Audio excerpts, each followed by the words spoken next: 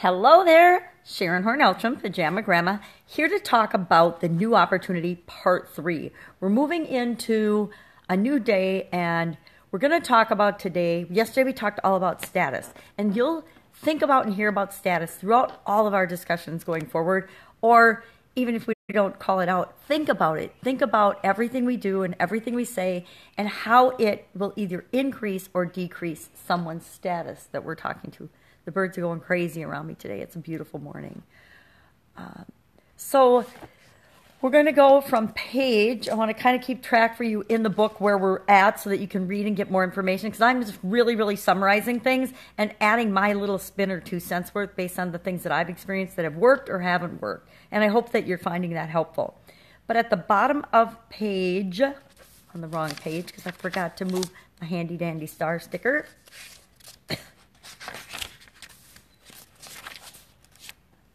Part 3, the bottom of page 56 through the end of the chapter, which goes just through page 62. So, magnifying glass.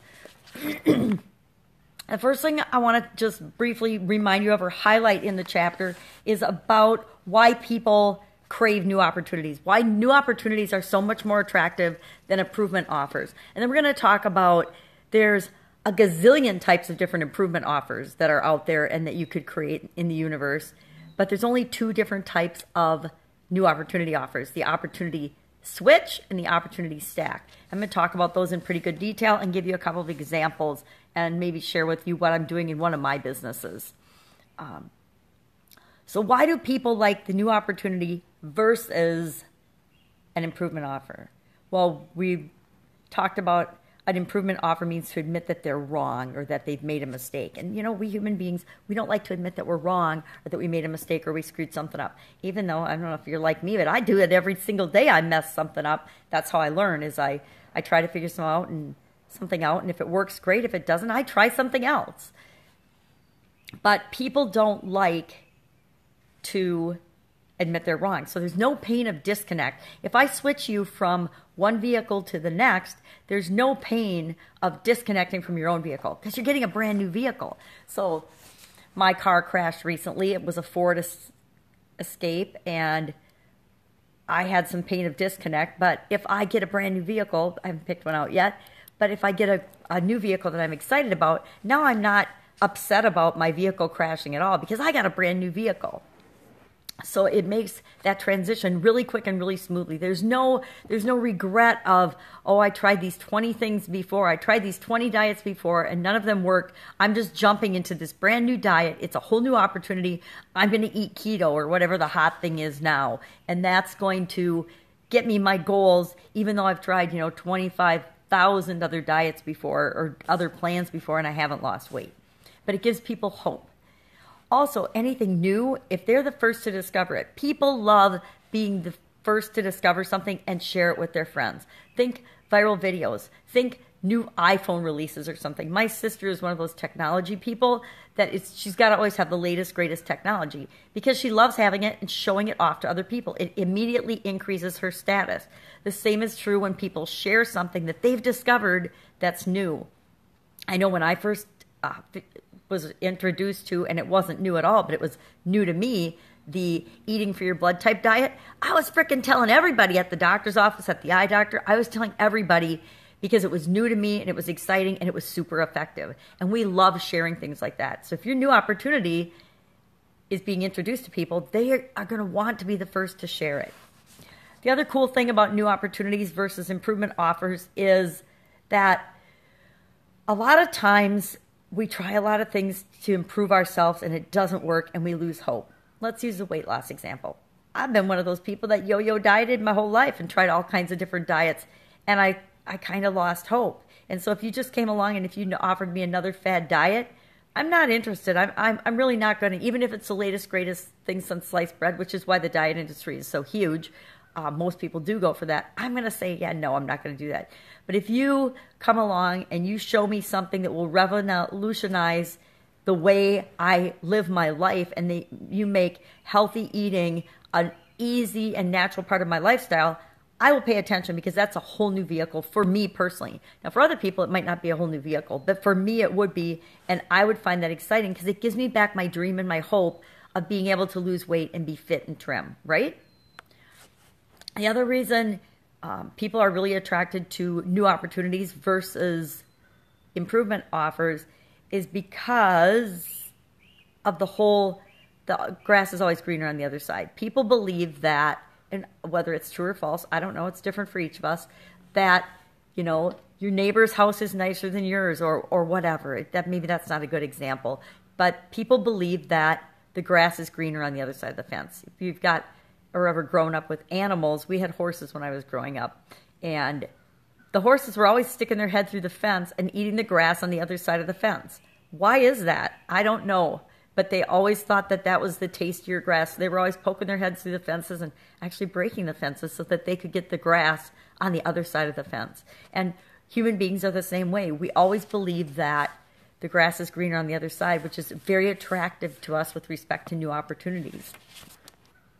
So those are just a few of the reasons that people want to do a new opportunity versus just another improvement offer. Let's think of an example, a home example like that. For example, if you show me a faster, easier way to clean my floor, that's an improvement offer. If you show me a way to get a maid to come and clean my floors for free, that is a new opportunity. That is a definite new opportunity. So, lots and lots of ways to make improvement offers, right? There's always a better mousetrap coming out. There's always a different wax or a different supplement or a different diet or a different anything that's a slightly improvement offer. There's a gazillion of them. Open any newspaper, watch any television ad, and 98% of what you'll see is improvement offers because they're fast and easy to create. And there's a lot of reasons that people like improvement offers, but they don't sell. They're a very hard sell. So, the cool thing about new opportunities is there's only two types of new opportunities. There's the opportunity switch, which is the first new opportunity we want to offer to our people and our tribe. And then there's the opportunity stack. And we'll talk about both. Let's talk about the opportunity switch first.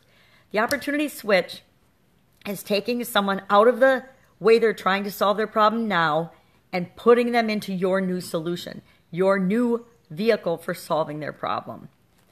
So, for example, with respect to what I'm working on, chronic pain, the vehicle most people with chronic pain now are using is the medical profession. And they're going to their doctor, they're going to a pain doctor, and that's the vehicle they're in.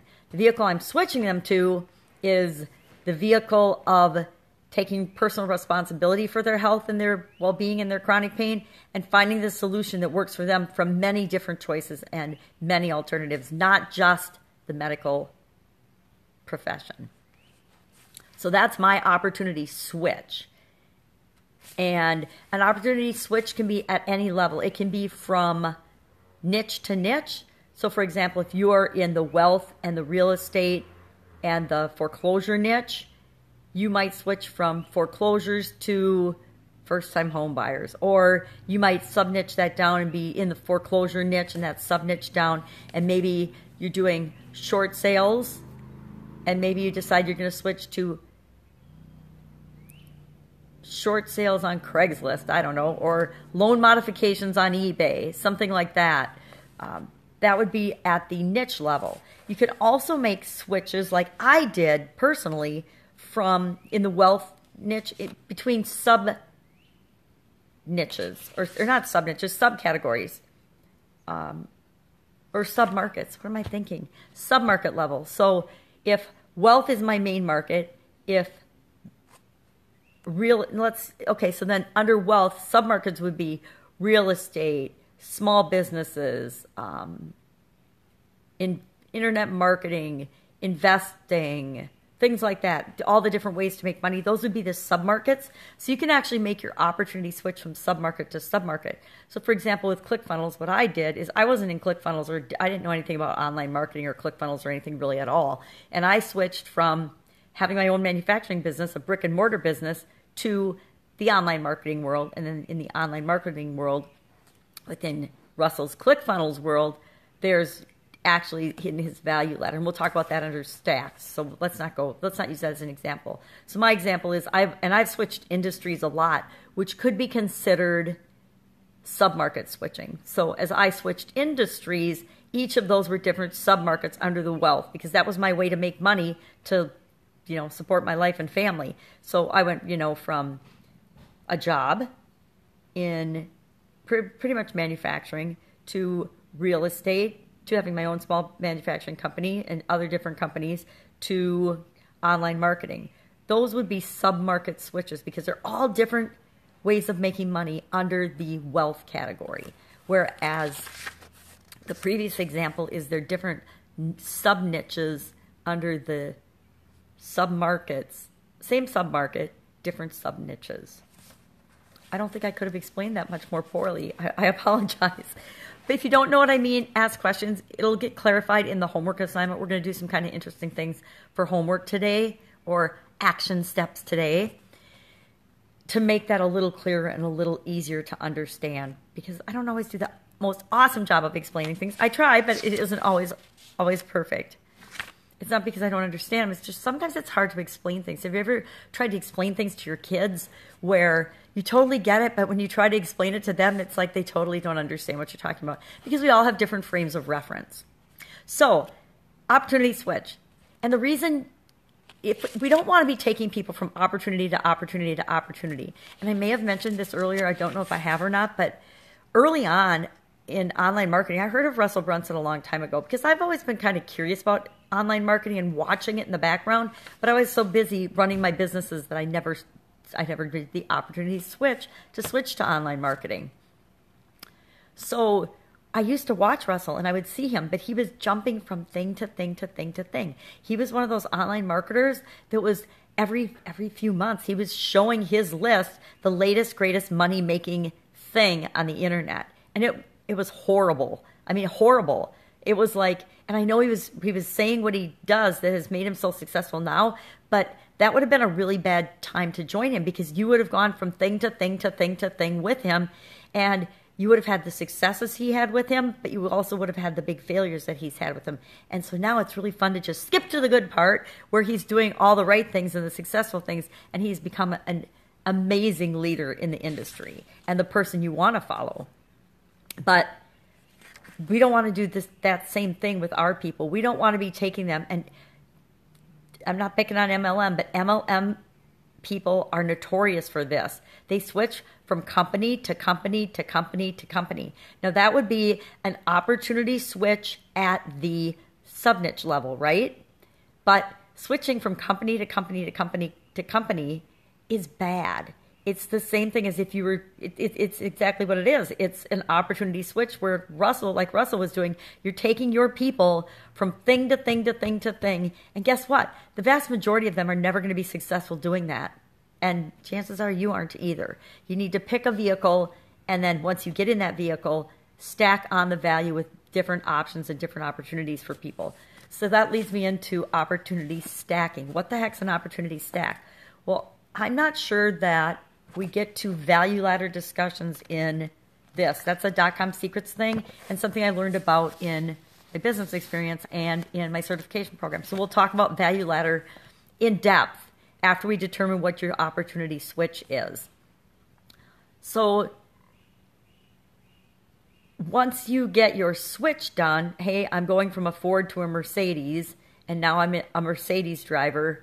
What other value-added things can I offer you as a Mercedes dealer? I don't want to switch you to a Toyota. I want to keep you in that Mercedes. I want to keep you in that new vehicle. So what things can I offer you as a Mercedes owner now that you're in my new vehicle? Well, I might offer you an extended warranty plan. I might offer you a maintenance package. I might offer you accessories to, pimp out, I think it's called, your ride for your Mercedes. Maybe window tinting, custom interiors. I don't know. I can't think of things because I'm not a car person, so that's probably not the best example for me to grab, but that's what I mean. So, for example, with my chronic pain, and this is part of my value ladder, of course, but once I switch them into the painkiller's new opportunity, I want them to stay there. I want them to stay within our little painkillers family. So I will offer them first to be able to create their own customized, personalized painkillers or perfect health protocol. Then we'll offer them coaching if they need help with that. Then we'll offer them link ups to service providers and things that can really help them in all the different modalities and things like that. We'll offer them more and more services that will keep them in our little tribe, killing their pain and taking back their life, but so that they don't think that they have to go outside of that to really get their needs met with respect to their health and their pain. So once you figure out what you want your switch to be, then you want to work on, okay, what other things can I offer people to keep them in my vehicle, keep them in my tribe? Russell gives some good examples in the book about that and what he does with ClickFunnels. Once he honed in on and decided ClickFunnels was his thing, and if you watch what he does, absolutely everything he does, even though it's dressed up with a lot of other things, it's all to get ClickFunnels subscribers, all of it. All of the trainings, all of the programs, all of the advanced systems, all of the coaching, all of the certification process, all of it, all of the events. It's all driven to keep people on using and succeeding with ClickFunnels. The core value, the core offer of Russell Brunson's is the ClickFunnels software as a service software, bar none. So if you can come up with something like that that is the core of your offer, then that's what becomes the thing that you drive everyone to. So, for example, I am working on making the chronic painkillers or perfect health protocol, the chronic painkillers protocol, the core of my offer. Now, if I can create software around that or software as a system around that and drive everyone to that, that's what I'm going to do. I shouldn't say if, I should say when I create software as a service around that, I will drive everyone to that. All of my tribe will be driven to that. Or all the people that come in contact with Pajama Gramma painkillers will be driven toward that. And upon that, then I can stack all sorts of other offers. The one-on-one coaching, the training, the group coaching, the supplements. I would imagine somewhere down the line that I will have supplements for pain patients, pain people, that help them with the different things, because I know what a huge impact supplements and diets have had on me. So that would be opportunity stacking. So today we're just going to have a few questions. We're going to do a couple things that I've learned as I've been involved with these amazing online marketing people and with different online marketers, because I don't know about you, but I'm one of those people that has to always be absorbing and seeing what other people are doing, because it's so powerful and it helps me to shortcut my learning curve. It's that whole modeling thing from Tony Robbins. Modeling and continuous improvement, those are inherent in my being. I highly recommend them. They keep us younger if we're always looking for new, better ways of doing things. We're not always switching, but we're always on the lookout for what's right for us and for our folks, our tribe. So we're going to create a who, what statement as part of today's action steps. And by who and what, we're just going to answer the question, I'm going to blank to blank. So I'm going to teach blank to blank. I'm going to teach chronic pain sufferers to kill their chronic pain. I am going to teach moms I'm going to teach homeschooled moms the natural way to, do whatever for your family. I'm going to teach online marketers how to, do Facebook ads. I don't know. I'm not a huge online marketer, so it's hard for me to think of online marketer examples. Or I'm going to teach online marketers, or I'm going to teach small business owners how to get all the customers they ever want. I'm going to teach small business owners how to automate their customer handling. And then the second thing we're going to do is we're going to call out and create our opportunity switch headline. So once we figure out what our opportunity switch is going to be, we're going to come up with a headline for that. And we're going to use the how to without headline style. Now, it doesn't have to be the one you use, but that's the one we're going to use for this exercise. So how to blank without blank. How to get what your target audience wants the most without the thing they dislike the most. So how to find that. Sorry. Phone call coming in. Real life. And the dog's barking at the front door too. I'll let her in a minute. How to blank without blank. How to kick your chronic pain to the curb without depending on doctors or pharmaceutical companies. I don't know. How to get all the customers you want for your business without having to do all the work yourself. I don't know. Those are not very great examples, but how to blank what they want the most without blank what they dislike or hate the most. How to get a bunch of high-ticket clients without having to talk on the phone. That's one of Russell's. It's a good one because a lot of people that want high-ticket clients and want to coach don't really like talking on the phone. I am a terrible phone person. I don't like talking on the phone, which drives people nuts, but I use Voxer for coaching, so I don't have to text because I've got the magnifying glass, and that is like the extent of my phone. But I am not a sit on the phone and gab kind of person. I never have been. I'm a cut to the chase, get her done person. So when I heard that about the high ticket sales without the phone, I was all over that. And a lot of people like me will be or people that are scared to make sales calls or scared to talk on the phone will be all over that offer too. So read the pages. Think about your opportunity switch versus what you're going to stack on after you get them switched. Come up with your who, what statement. Come up with your headline, your opportunity switch headline. That's it for today. Have an awesome day, and I'll see you tomorrow with a new secret. The next secret is the opportunity switch in more detail, and another one of those really cool ways to come up with your hook. So that'll be a fun one, but we're going to switch to a whole new section then because that's secret number 4, the opportunity switch. Have an awesome day. Talk to you soon. Bye.